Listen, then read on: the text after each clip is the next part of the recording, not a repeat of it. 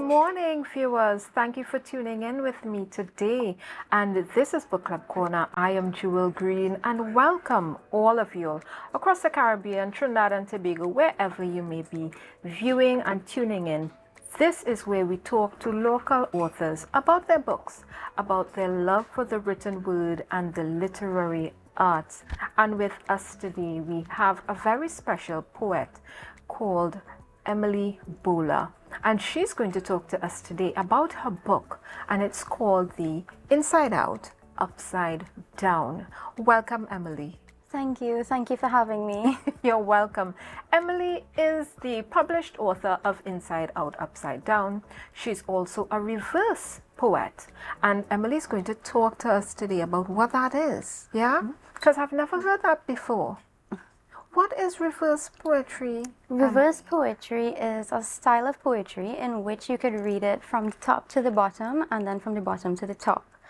Some advanced reverse poets even choose to go so far as to palindromes, so you could read it backwards as well, from right to left. And left to right. I had to ask you because it was burning in my brain. I had to ask before we got into the wine. But this morning we had a very special encounter. We got the opportunity to bounce up Lady Montano, and we want to tell everybody about her book launch. She was here to chat with Brunch host about the book launch that's coming up. And I know that the Tobago Writers Guild, we're going to be there with bells on tomorrow, right? So I want to thank her for that very lovely and gracious invitation, as well as we look forward to speaking with her. And that's Lady Montano with her book, The King of Soca, as well as her son, Marshall Montano. We'll be chatting with them sometime soon in the future. He has a book called Boy Boy and the Magic Drum, and we look forward to having them on Book Club Corner.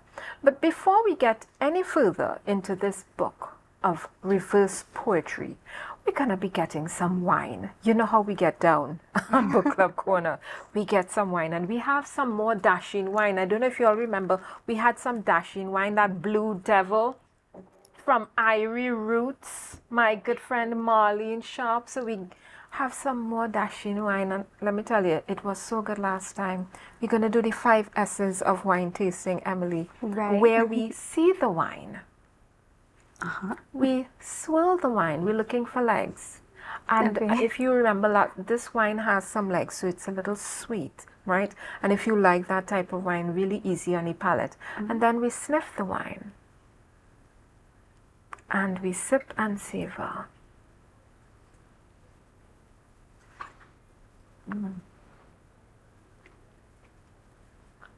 This is lovely. This is really lovely. It's lovely and strong, guys. Yes. It's so get ready for your Christmas stock up on this. This is Blue Devil, right? And this is dashing wine. We're gonna Wow, this is nice. Good one. This is a good one, Marlene. You did us proud today again.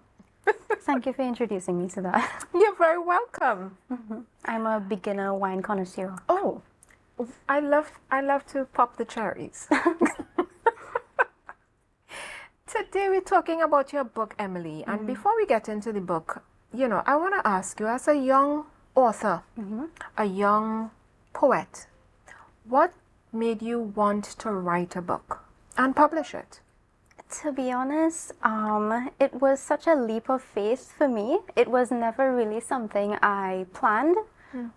It was just one day, I just started getting these poems flowing from me, from inside of me, naturally. And I just thought, I want to share this. I want to share this with the world, because I've personally never seen something like this come out of Tobago. And I think that we lack courage, we lack taking the leap of faith, that kind of thing. So I thought maybe I had to start it. I've never seen reverse poetry in Tobago, and I believe that we have reverse poets in Tobago. Right. They just don't know yet. We just don't know them yet, Yes, because maybe I could inspire them with my book. I love that. I really do love that.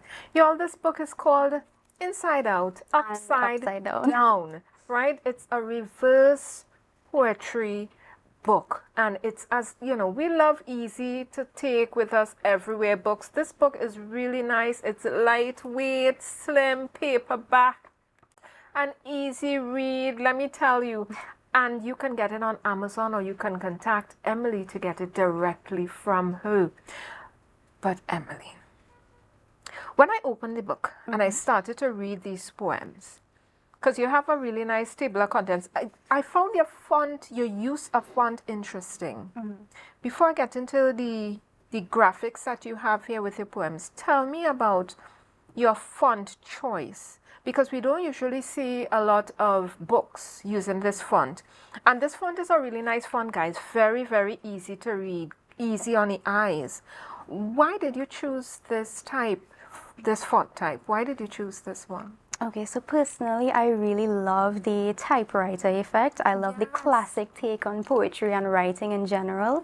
So I thought that my book had to convey that, you know? So that's why I chose the typewriter font. I love it. So And it I love looks the like minimalism with it, you know? It's a really contemporary kind of style.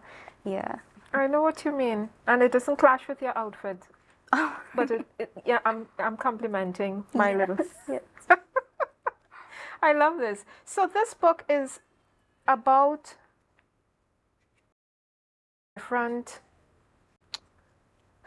the different topics, issues, whatever went through your mind, and you wrote it down and then put it together in this book. Tell us about some of the topics that you wrote about. The table of contents has, let me read the table of content to you guys. So it goes upside my head. Look at it this way and that. When you learn to love, body images, if, fluid, people are people, social mysteries, a stranger's thoughts, a bitter reflection, blue monochrome, a debate of the sky, black fur babies, pause, life and death, and index of themes. And we're going to get to this index of themes is very interesting. But tell me about the graphics in this book. Is this all you? Yes, yes. I actually, okay, so maybe not 100% me, because I got my inspiration from images on the internet, right? You know, so I am also a part-time artist, a graphic artist, digital and traditional as well. You know, I do a bit of sketching, I do a bit of digital art as well. So I really wanted to do the art for my book as well, right? And I thought, again, that the typewriter aesthetic with the minimalism, you know, it was a really nice aesthetic to convey my personal style to the world, paired with the poetry as well. You know, it's a really artistic kind of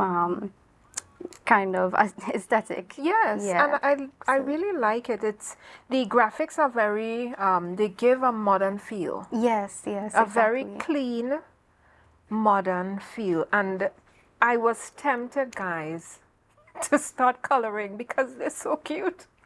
What better than to have a book of poetry and have color therapy right there as well. Yes, exactly. She's right. So I kind of love that. I love that you mixed the written word with a graphic. Because I always say, you know, why do adult books never have pictures in them? We like pictures too. Yes, we do. We do. Adults like love pictures visuals. too. That's why we watch we watch so much movies. Adults love pictures. So when I saw this book and I saw the little cute pictures to the bottom, so easy, clean, as you say, minimalist. I loved it. And a lot of them convey, if you looked at them and then looked at the poem, you're like, yes. I see why it's there. I want to congratulate you. Thank you. Because not a lot of young authors understand that the writing process is something for them. You know what I mean? It's not just for older persons and when you know later on in life. A lot of young people are writing these days. Tell me about your peer circle. Is it that a lot of persons your age or even in your age group, your friends, are they also writing? Not a lot of them are interested in writing, to be honest. And those who are tend to be really afraid of coming out. You know, they tend to be really fearful of showcasing their talent. They tend to be very judgmental towards themselves. You know, they critique themselves a bit too harshly. And I think that is a problem. That is a Yes. problem. It really So I wanted is. to inspire them. I want to uplift them. You know, I want to empower and encourage them. Yes. So that is why I went out there. I just took the leap of faith again, you know, and I Yes. just published my book. That And is they so could follow fantastic. suit. Last week we had another young author called Shankil, and he wrote an autobiography. Yes. We have a young author with us as well, and she has written a book of reverse poetry. Y'all are just, for me, going out there. I mean, you're taking no prisoners, and I just absolutely love that. I can't tell you how proud I am of both you and the author we had last week, you know, as young persons writing books and not just saying, you know, I have a book to publish, but you actually published it. Yes. You know what I mean? You took that leap of faith, as you say, and you went ahead, you found somebody, and you went and you published it. Yes.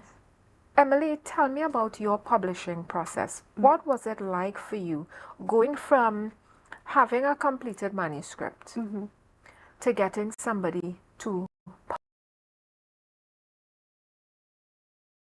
your Published book, right? I published it myself. I edited it myself. So as you say, I had a finished manuscript.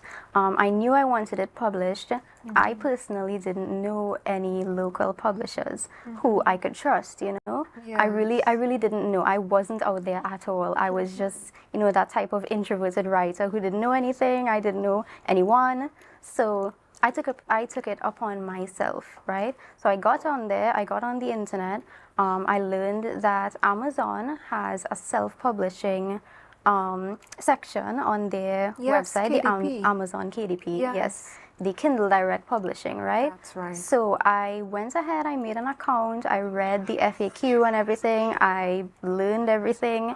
They actually guide you on how to create your manuscript in such a way that it would be print-worthy, right? So I followed their guidelines and everything, and that is how I designed my cover and the graphics and everything. I made sure it was within the lines and everything went smoothly. So they give you a guide, a Yes. margin guide, Yes. so that you have the bleed lines for the binding of your Yes. book, and beautiful. I really love that you took your time to do your research. Yes, yeah. Tell me about the ISBN number. When you went on KDP and you published, what was the process with the ISBN number? Okay, so Amazon actually assigns a free ISBN number to you as a self-published author. That is the only ISBN that you could find on the internet. You know, it's a very unique ISBN number, only compatible with Amazon. So it's very exclusive. It's a very exclusive Right. ISBN number. Yeah. Okay. And guys, for those out there who are wondering, what is this ISBN number? What are you talking about? An ISBN number is a code that's assigned to your book once it's going to be published, right? Once it's being published, they assign a number to it. It's a unique number. It's 15 numbers all together in a code. It used to be 13, it's 15 now, but they assign this number to your book, and that gives, you know, all the information once they scan that code. So that ISBN number tells them who has the rights to that book, who has written that book, co-authored, if there's a co-author, how many it gives them all the information, soft, hard copy, whatever. It tells them everything about your book. So you must have an ISBN number if you're going to be producing a book. This morning, around 7, I had a Zoom call with a group of women from all over the world, from Cameroon, West Africa, Trinidad and Tobago as well, a few from there, Barbados. It was just a lot of, a wide range of women. And we were talking about that same ISBN number.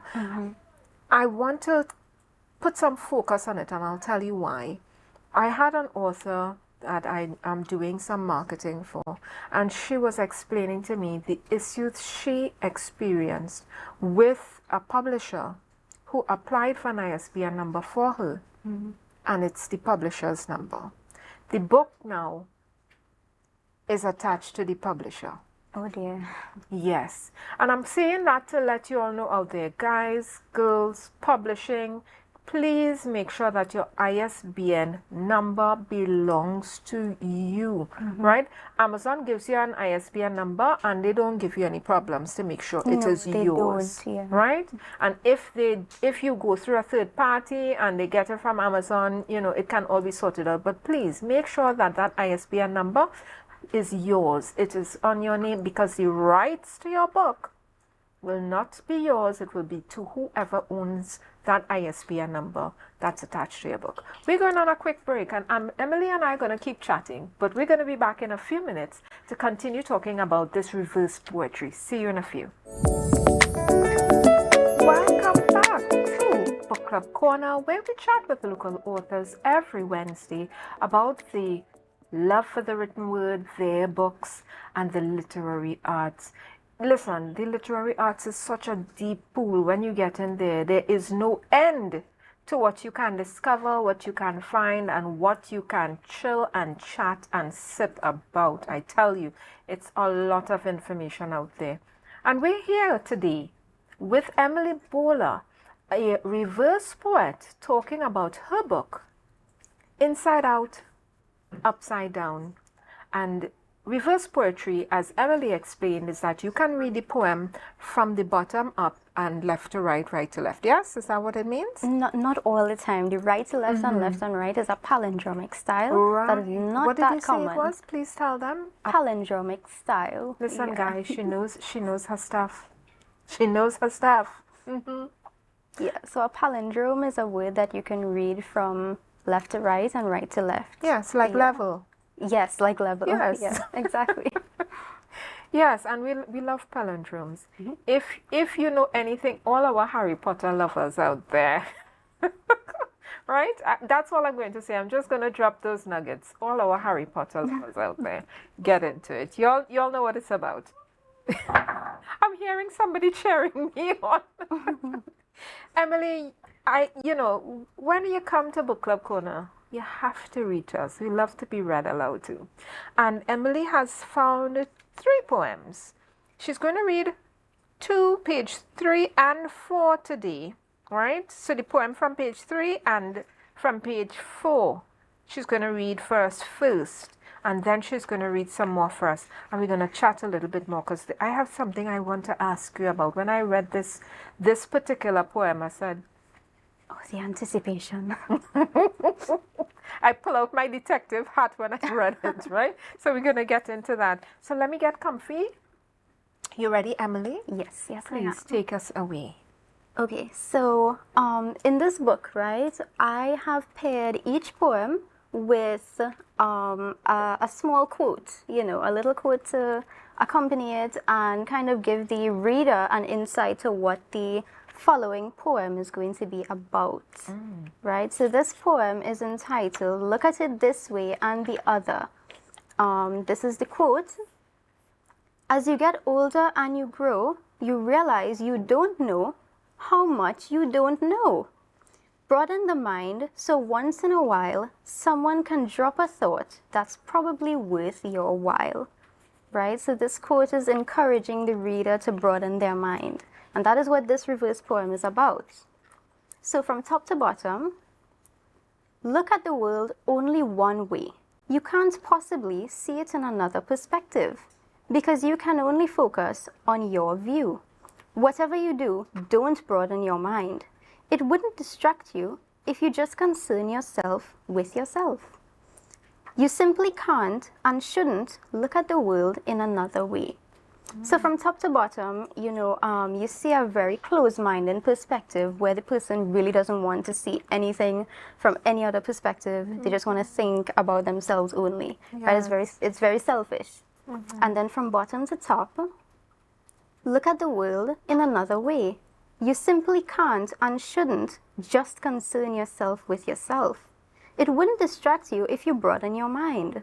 Whatever you do, don't focus only on your view, because you can see it in another perspective. You can't possibly look at the world in only one way.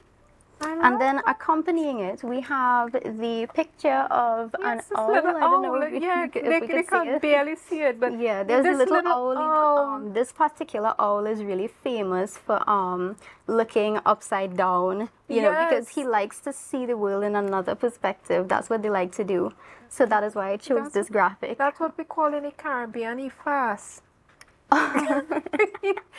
Is somebody he there macoing? I am Probably, sure. probably. Right? He looked like a very curious fellow. And he's judging. Yeah, he looks like a curious fellow. You know, what's going on over there? What are they doing over there? I love this poem. The idea of reverse poetry, it's so intriguing to me. The duality. Yes. Yes. You're reading the poem from the top, the normal flow of words from the top to the bottom. And then when you read it back from you get another poem. Yes, basically. So It's an you entirely literally new poem. have two poems in this one poem. And then poetry as it is can now be interpreted in so many varied ways. Exactly. So, Exactly. wow, let me tell you, this is the first I have heard of reverse poetry, but this is intriguing. How did you hone your skill or even know that you had a skill for reverse poetry? How did you first hear about it? That is a good question. So basically what happened is that I became aware of this poem. I randomly saw it on Instagram, I think. It was called Pretty Ugly. And I read it from the top to the bottom. It was talking about how ugly this person is, how ugly she views herself. And then from the bottom to the top, it shows how much she appreciates how she looks. And it really inspired me. It really inspired me to write my own. Yes. So that is actually the second poem I'm going to read. The very first poem I attempted. And it's very powerful, you know, it's very powerful. So I'm going to go ahead and read that one. Yes, please. I'm getting comfy again. Emily, take it away. Right, so the accompanying quote for this one. What page we on? We are on page 1, by the way. Let me get myself on page 1. Go ahead. Right, so if you want happiness within you, you've got to learn contentment. Desire more if you may, but be thankful for what you are today. And then the poem, Upside My Head. This is the very first one I attempted, guys. I hate my life now, and nothing can make me believe that my life is good enough. I know now that money and status defines worth, and it is untrue that kindness and compassion is worth something. Life means nothing now, and no one will ever hear me say again that I am happy and I made my life worthwhile. Very negative, very depressive. Everyone, when I shared this poem, everyone was going, Emily, are you okay? What's wrong? But then I said, read it from the bottom to the top, guys. Yes. Right, so upside down now. I made my life worthwhile, and I am happy. And no one will ever hear me say again that life means nothing now. Kindness and compassion is worth something. And it is untrue that money and status defines worth. I know now that my life is good enough, and nothing can make me believe that I hate my life now. Emily, this is so precious. Oh my gosh, I can't believe. This is amazing. It's like magic. She wrote magic. She did the poem and then she undid it. I love it. I love it. I love it. I love it. I'm really glad that you like God, it. I really love that one. Let me tell you, there's one in the back here. Page 27. 27.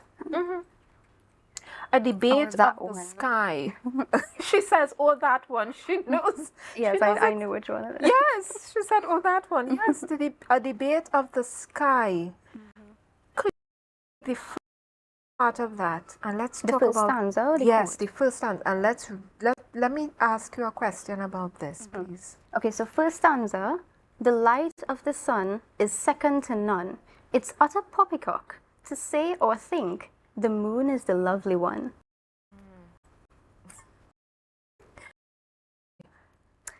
I actually have no reason. So while I was writing these reverse poems, ran in coming to me. Yes. And the celestial bodies have always been interesting to me.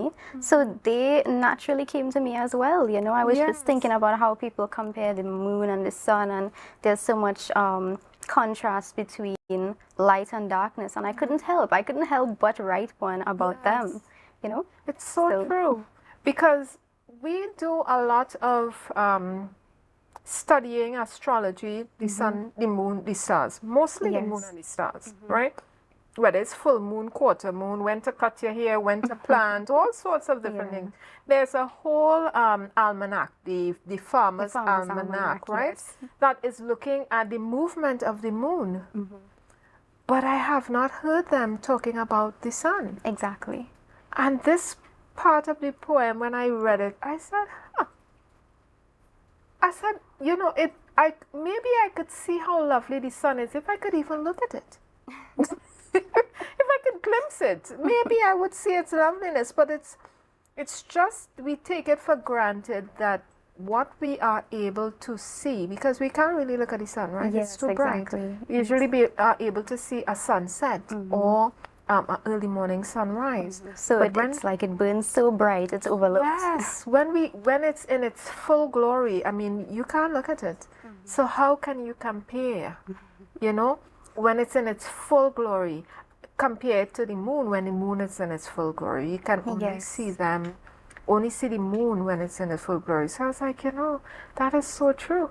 And she said it's utter poppycock, people. Yeah, so this poem was actually, it's like the moon and the sun are arguing with each other, you know, they're like, who is the better one, you know, people can actually look at the moon, nobody can look at the sun, who cares, right?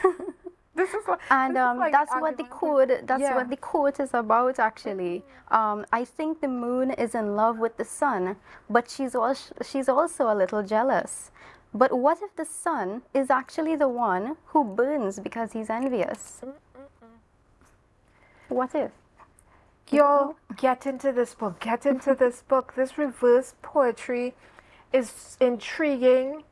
It's mind-blowing. It's giving you so many perspectives in one poem. In one poem, we're able to pick out so much. And I was so blown away when I read this one. I mean, I'm not even going to read the rest, right? Emily's not going to read the rest for you. Get the book. It's called Inside Out, Upside Down, and you can get this book on Amazon, or you can call Emily. We're going to share her number on our Facebook page, our Instagram account, and you can find her on Instagram. She's emilybola.tt, right? Yes, yeah, emilybola.tt. Right, and you can find her on Instagram and get a copy of the book. Lightweight, easy to take around with you, put in your handbag, hold in your hand as you're going through customs, as you're traveling, as you're up and down in Tobago, you know, as you're chilling. An easy read, easy read. But let me just tell you, right? Make sure you don't dog-ears the book, because I read this book like 3 times, and it have a little dog-ears in the top here. Try and be kind to your books, guys. Guys, we're out of time, but I want to thank you for tuning in with us today. Today on a Wednesday, every Wednesday at 11, we talk to a local author about their books, about the literary arts, their love for the written word. And today we had with us the lovely Emily Bhola. We want to thank Emily for being here with us today. Thank you, Emily. And for sipping some Blue Devil with us, right? As we talked about your poetry. You'll get this book. I can't tell you enough. Get this book, Inside Out, Upside Down, and it's only, Emily, tell them how much your book is. It is only $85 TT. Only 85. 85. Come on, guys, let's support local, and beyond that, let's support the young writers. Emily, thank you for being here with us again. And thank you for having me so much. Welcome. Cheers to that. You all enjoy the rest of your day, and we'll see you next week, Wednesday, on Book Club Corner.